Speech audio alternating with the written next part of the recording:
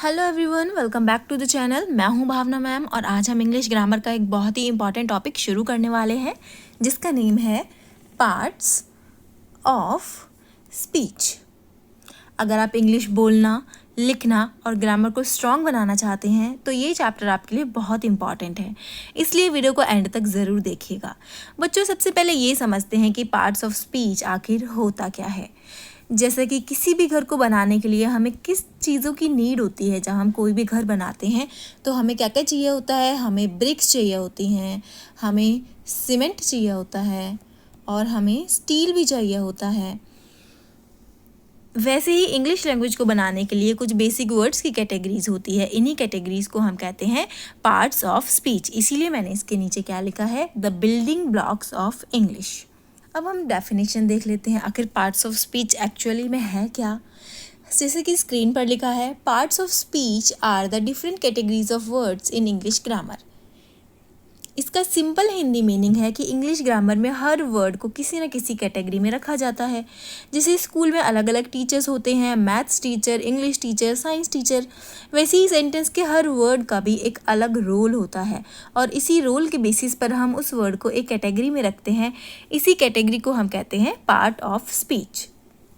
Each word is classified according to the function job it performs in a sentence.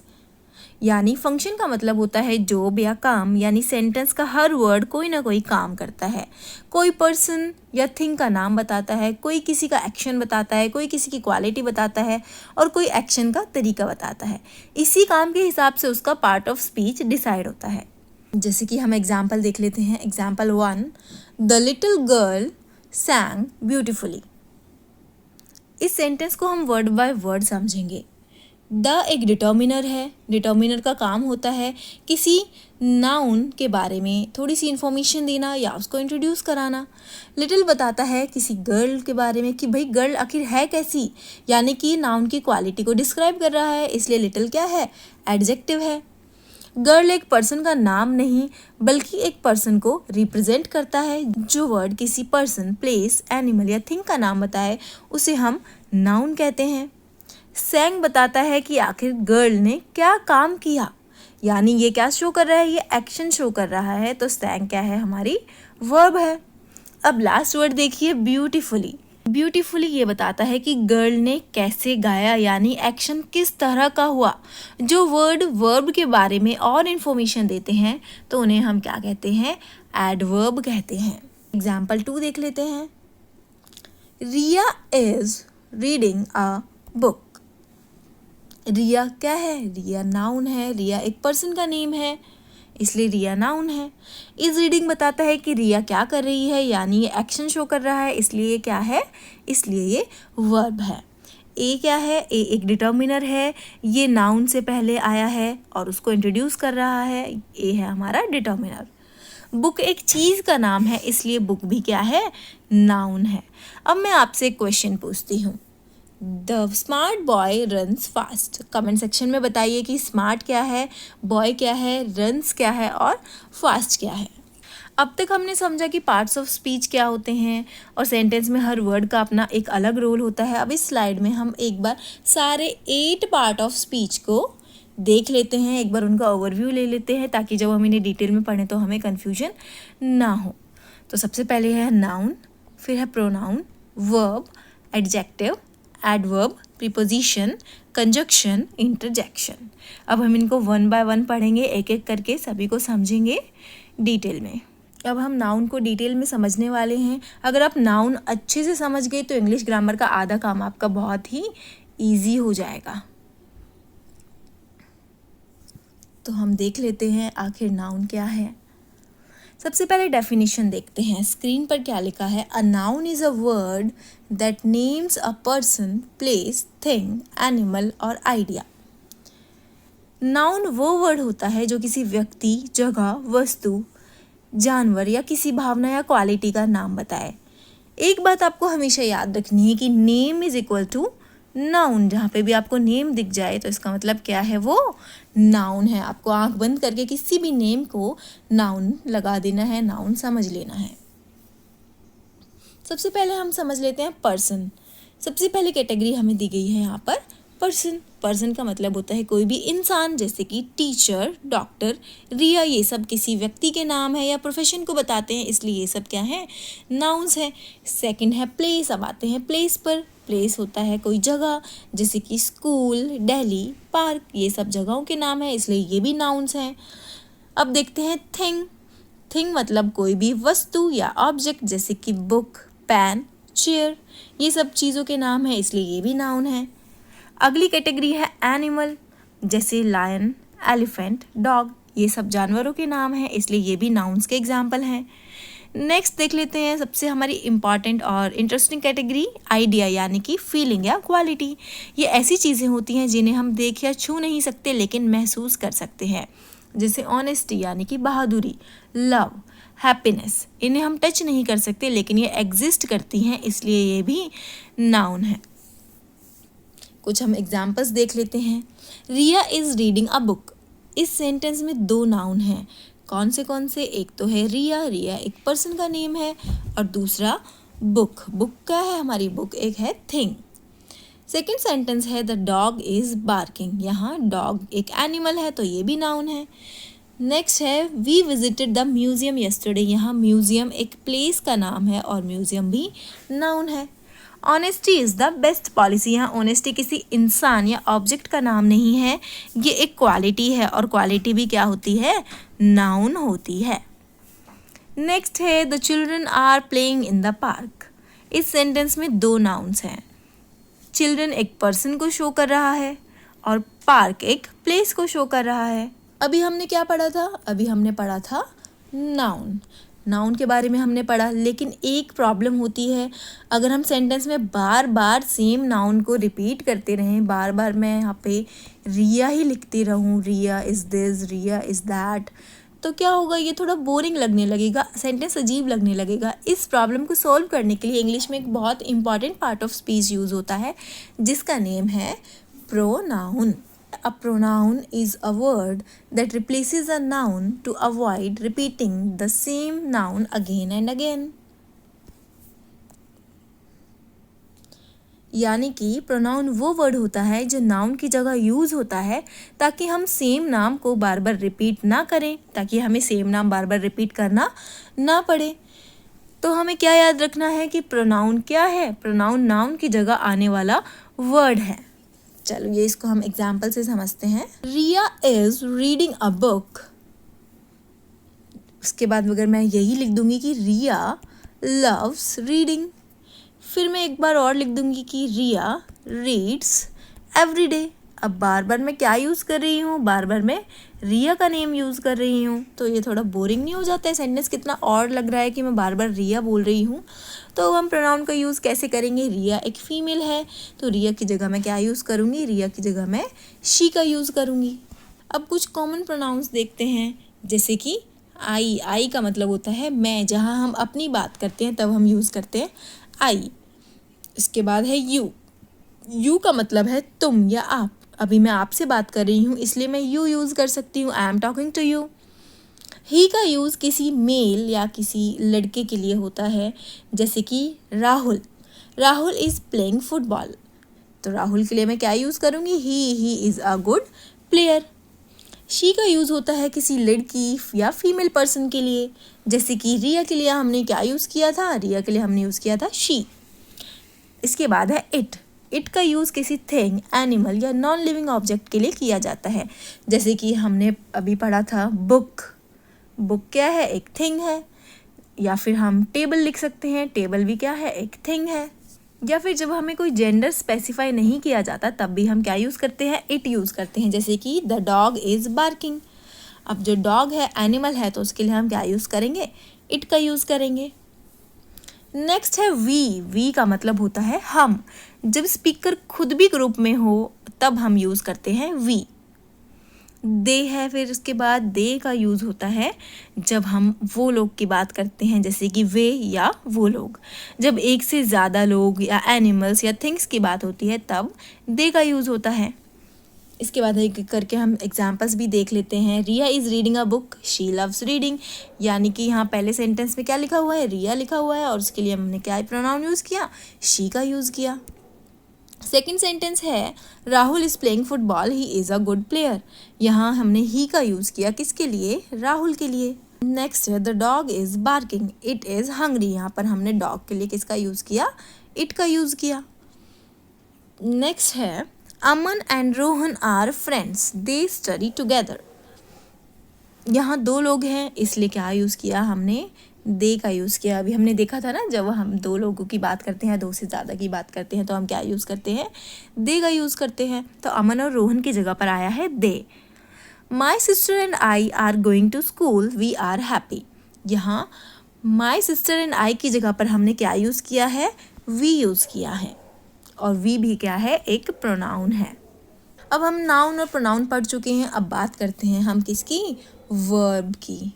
Verb को English sentence का heart भी कहा जाता है। आपको ये पता है? कितनी इंटरेस्टिंग बात है, क्योंकि अगर सेंटेंस में वर्ब ही ना हो तो हमें पता ही नहीं चलेगा कि आखिर हो क्या रहा है। हम कितने कंफ्यूज हो जाएंगे जब हमें कुछ पता ही नहीं चलेगा कि आखिर क्या काम हो रहा है। A verb is a word that shows an action, an occurrence और अ स्टेट ऑफ बीइंग।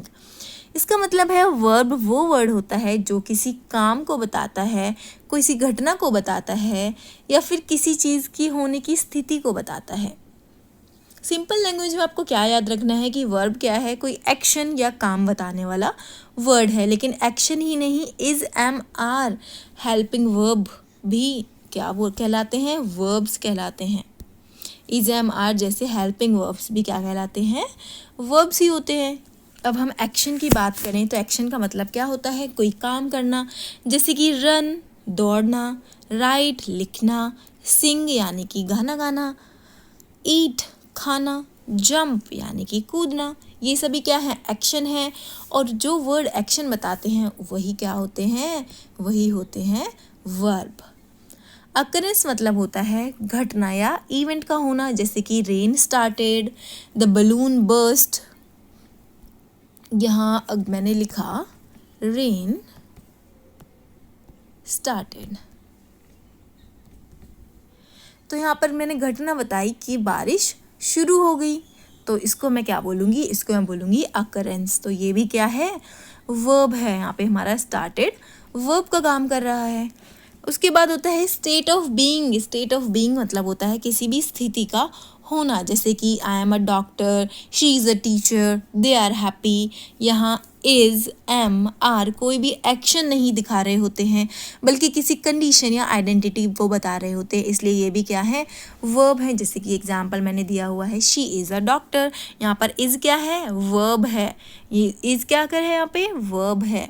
और एक ऐसी वर्ब है, ये कोई एक्शन नहीं दिखा रही है, ये स्टेट ऑफ बीइंग को बता रही है, यानी कि उसकी कंडीशन या फिर उसकी आइडेंटिटी को बता रही है। इसके बाद वन बाय वन हम इसके एग्जाम्पल्स देख लेते हैं। Riya reads a book every day. Riya क्या करती है? रीड्स, रिया पढ़ती है। रिया हर रोज किताब पढ़ती है, तो रीड्स क्या है? वर्ब है। The children are playing in the park. यहाँ एक्शन क्या है? Are playing. ये बताता है कि बच्चे क्या कर रहे हैं? बच्चे पार्क में खेल रहे हैं, तो आर प्लेइंग है हमारा verb. The bird flies in the sky. तो यहाँ पर फ्लाइज क्या है? वर्ब है। बर्ड क्या कर रही है? बर्ड आसमान में उड़ती है। She is a doctor. यहाँ कोई एक्शन नहीं हो रहा है, लेकिन इज़ बताता है कि वो क्या है? वो डॉक्टर है। ये उसकी आइडेंटिटी या उसकी स्टेट को बता रहा है। काफ़ी सारे स्टूडेंट्स सोचते हैं कि सिर्फ एक्शन करना ही वर्ब होता है। सिर्फ एक्शन करना ही वर्ब नहीं होता। इज़, एम, आर के साथ साथ वॉज, वर्ब, ये सभी भी क्या होती हैं? हमारी वर्ब्स होती हैं। नेक्स्ट एग्जाम्पल है we watched a movie yesterday. हमने क्या किया? हमने कल मूवी देखी। क्या किया? हमने देखा। तो वॉच क्या है? हमारा वर्ब है। एक बहुत ही इजी ट्रिक जो आपको याद रखनी है, आपको सेंटेंस में बस ये क्वेश्चन पूछना है कि क्या हो रहा है या क्या किया गया है, तो जो भी आंसर आपको मिलेगा वो क्या कहलाएगा? मेरा वर्ब कहलाएगा। जैसे कि मैंने क्या कहा? रिया क्या कर रही है? रिया पढ़ रही है, तो मुझे आंसर मिल गया क्या? पढ़ना। तो रीड क्या बन गया? मेरा वर्ब बन गया।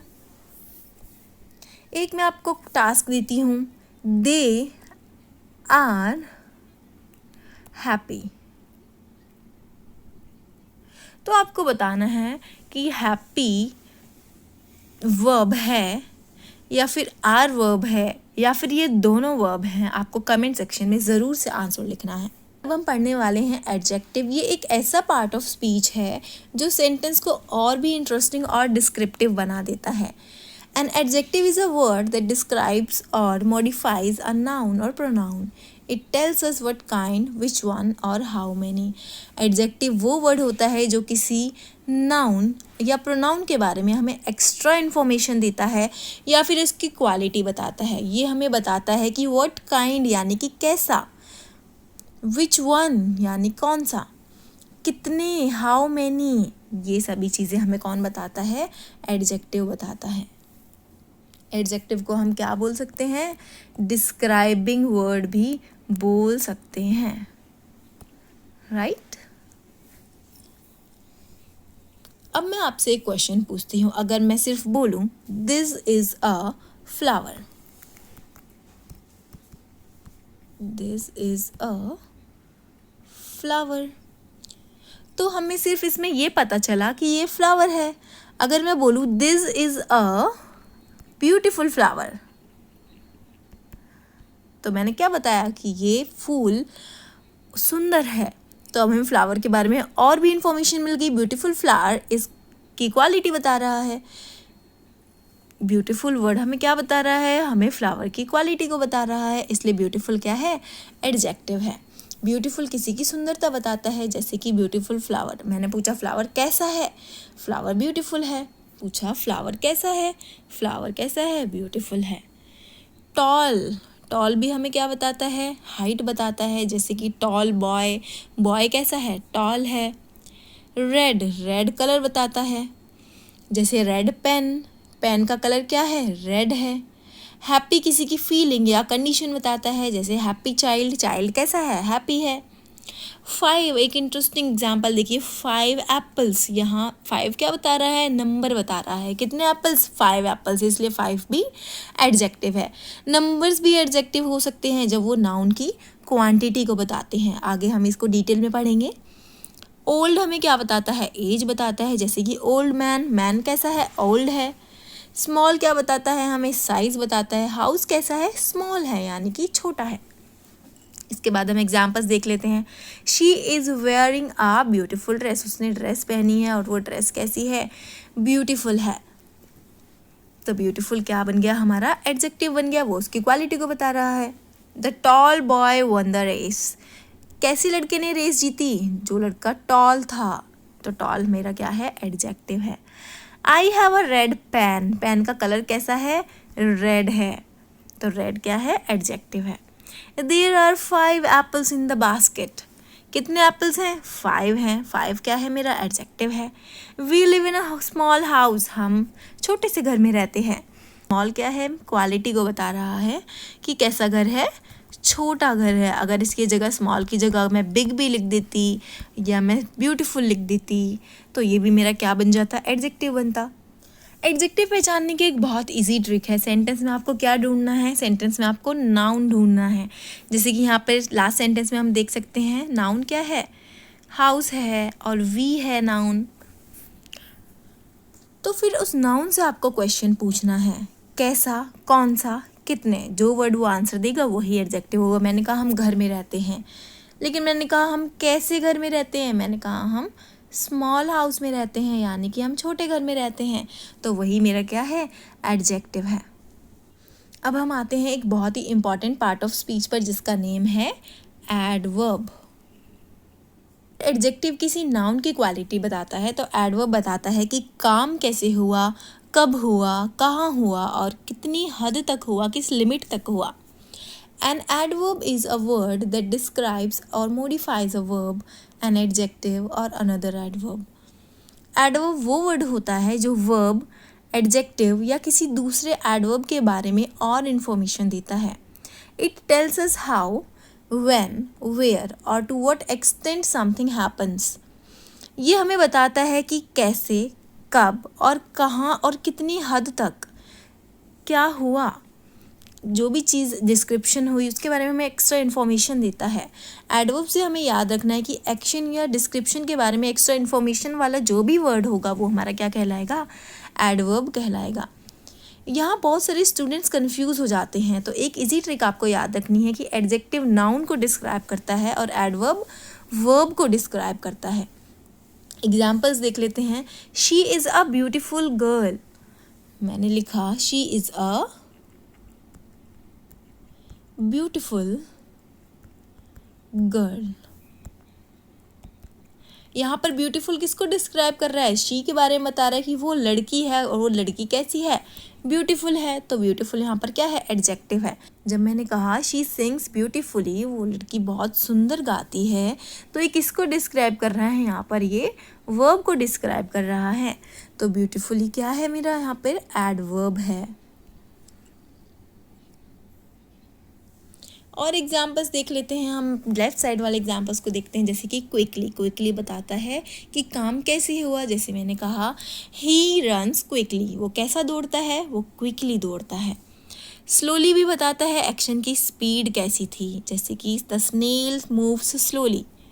हैप्पीली बताता है कि काम किस फीलिंग के साथ हुआ, जैसे कि शी डांस्ड हैप्पीली। यस्टरडे बताता है कि काम कब हुआ, आई मेट हिम यस्टरडे, मैं उससे कल ही मिला। हियर बताता है काम कहाँ हुआ, कम हियर, यहाँ आओ। वेरी बताता है हमें इंटेंसिटी के बारे में, जैसे कि ही इज़ वेरी इंटेलिजेंट। तो यहाँ वेरी एडजेक्टिव इंटेलिजेंट को और स्ट्रॉन्ग बना रहा है। ऑलवेज बताता है कि कोई काम कितनी बार होता है, जैसे कि शी ऑलवेज स्टडीज़। सेंटेंसेस हम देख लेते हैं one by one. She sings beautifully. अब आप क्वेश्चन पूछिए खुद से, शी वो कैसा गाती है? ब्यूटीफुली, बहुत सुंदर गाती है। तो ब्यूटीफुली कैसा है? एडवर्ब है, क्योंकि हमें किसके बारे में बता रहा है? ये हमें सिंग्स के बारे में बता रहा है, ये हमें उस लड़की के बारे में नहीं बता रहा है। मैंने कहा शी इज़ ब्यूटीफुल, वो सुंदर है। मैंने कहा शी सिंग्स ब्यूटीफुली, तो दोनों में कितना डिफरेंस है? इसी डिफरेंस को आपको समझना है। The boy ran quickly, boy कैसा दौड़ा? क्विकली दौड़ा। तो क्विकली क्या है? एडवर्ब है। वी विल मीट टुमारो, हम कब मिलेंगे? हम कल मिलेंगे। तो टुमारो बता रहा है टाइम को, तो टाइम हमारा किस में आता है? एडवर्ब में आता है। The children are playing outside, बच्चे कहाँ खेल रहे हैं? बच्चे आउटसाइड यानी बाहर खेल रहे हैं। तो आउटसाइड भी क्या है? एडवर्ब है। ही इज़ वेरी इंटेलिजेंट, वो कैसा है? बहुत इंटेलिजेंट है। तो वेरी क्या है? एडवर्ब है। एडवर्ब पहचानने की सबसे अच्छी ट्रिक ये है, सबसे इजी ट्रिक, सेंटेंस में क्वेश्चंस पूछिए कि कि कैसे, कब, कहाँ, कितनी हद तक। जो वर्ड आंसर देगा वो अक्सर एडवर्ब ही होगा। पर थोड़ा सा आपको ब्रेन भी यूज़ करना है कि वो हमें क्वालिटी बता रहा है, या फिर हमें वो नाउन के बारे में बता रहा है, या फिर वो हमें वर्ब के बारे में बता रहा है। तो आपको उसके अकॉर्डिंग उसको आइडेंटिफाई करना है। अब हम पढ़ने वाले हैं प्रेपोजिशन। ये छोटा सा वर्ड होता है, लेकिन सेंटेंस का मीनिंग क्लियर करने में बहुत इंपॉर्टेंट रोल निभाता है। A preposition is a word that shows the relationship between a noun or pronoun and another word in a sentence. Preposition वो वर्ड होता है जो नाउन या प्रोनाउन और सेंटेंस के किसी दूसरे वर्ड के बीच का रिलेशनशिप बताता है। ये बताता है कि where, when और in what direction something is, कि कब, कहाँ और किस डायरेक्शन में है। प्रीपोजिशन बताता है हमें रिलेशनशिप या पोजीशन बताने वाले वर्ड को हम क्या बोलते हैं? प्रीपोजिशन बोलते हैं। एक सिंपल एग्जांपल से समझते हैं। मेरे पास एक बुक है एक टेबल है। अगर मैं बुक को एक टेबल पर रख दूँ तो इंग्लिश में बोलेंगे the book is on the table. यहाँ ऑन बताता है किसकी पोजीशन? बुक की पोजीशन। इस तरह अगर बुक टेबल के नीचे हो तो क्या बोलेंगे? The book is under the table. बस जो वर्ड पोजीशन बता रहा है वही क्या है? प्रीपोजिशन है। अब कुछ एग्जांपल्स देख लेते हैं। इन का मतलब होता है अंदर, जैसे कि the ball is in the box, ball कहाँ है? बॉक्स के अंदर।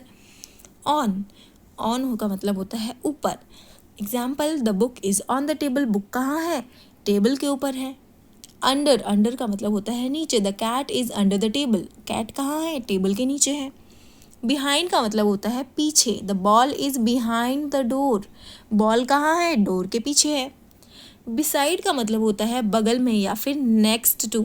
बॉटल कहाँ है? बगल में ही तो है, बैग के पास ही तो है। बिटवीन का मतलब होता है दो चीज़ों के बीच में होना। Example the football is between the two plants. Next है नियर। नियर का मतलब होता है पास। The school is near the park. School कहाँ है? पार्क के पास है। The cat is under the chair. यहाँ पर क्या है? अंडर क्या है? प्रेपोजिशन है।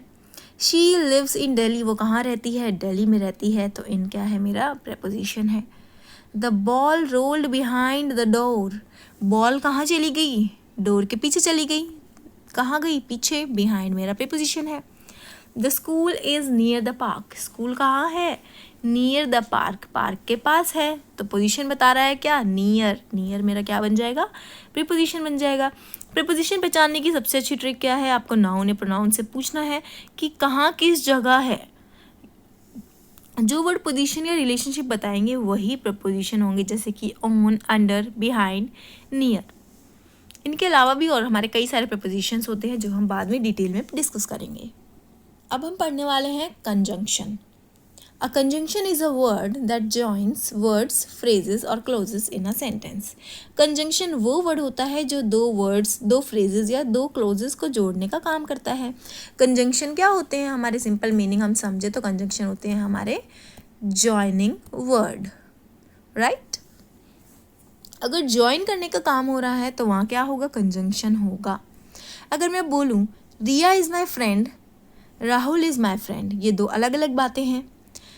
लेकिन अगर मैं बोलूँ Riya and Rahul are my friends, यहाँ एंड ने क्या किया? दोनों नाम को जोड़ दिया, इसलिए एंड क्या है? कंजंक्शन है। एंड का मतलब होता है और, ये दो चीज़ों को जोड़ता है, जैसे कि Ram and Shyam are friends, दो नामों को जोड़ता है। बट का मतलब होता है लेकिन, ये दो ऑपोजिट आइडियाज़ को जोड़ता है, जैसे कि I wanted to play but it started raining.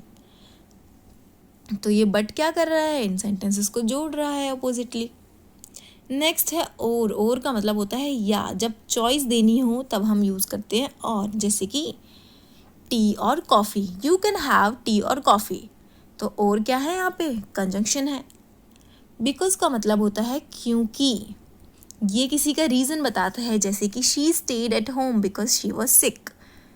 Because हमें क्या बता रहा है? कंजंक्शन के बारे में बता रहा है। ये क्या कर रहा है? दो सेंटेंसेस जोड़ रहा है, तो बिकॉज क्या है? हम कंजंक्शन है, हमें बता रहा है कि शी वॉज सिक, वो बीमार थी इसलिए वो घर पर रही। सो का मतलब होता है इसलिए। Work hard so you can achieve your goals.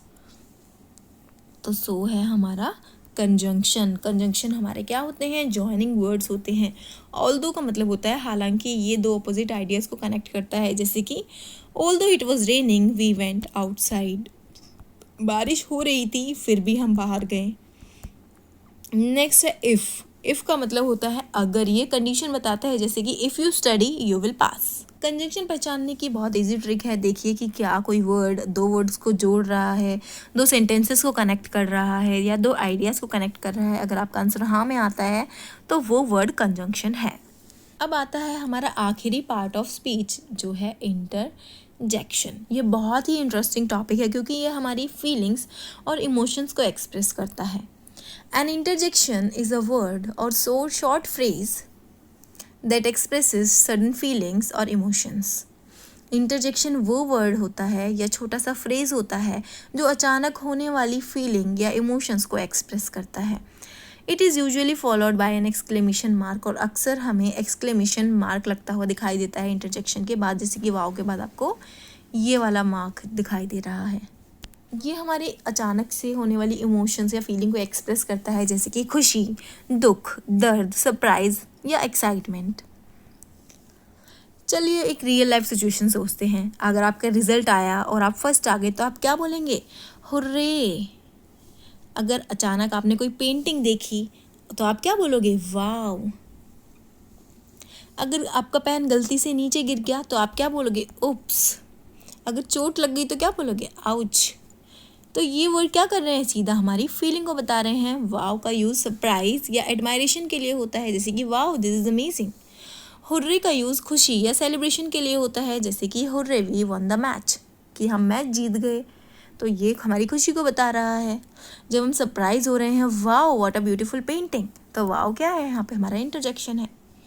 O surprise या अचानक से रियलाइजेशन को दिखाता है, जैसे कि oh I forgot my homework.